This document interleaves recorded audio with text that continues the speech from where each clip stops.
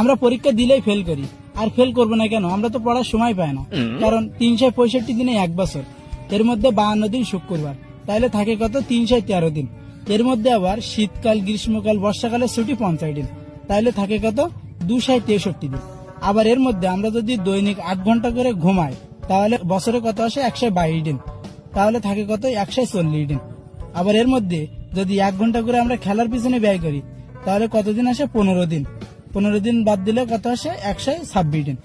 এর মধ্যে যদি 2 ঘন্টা করে খাওয়ার গোসল করার পিছনে ব্যয় করি, তাহলে 30 দিন চলে যায়, তাহলে থাকে কত? 96 দিন।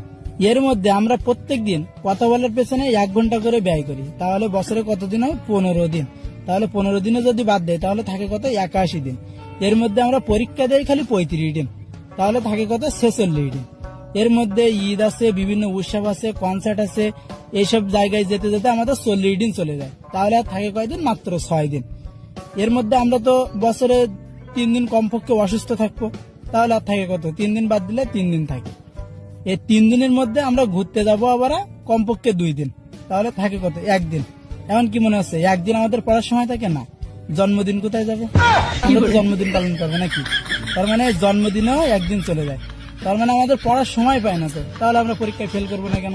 এই জন্য আমরা পড়ার সময় পাই না বলে পরীক্ষায় ফেল করবো, ঠিক আছে?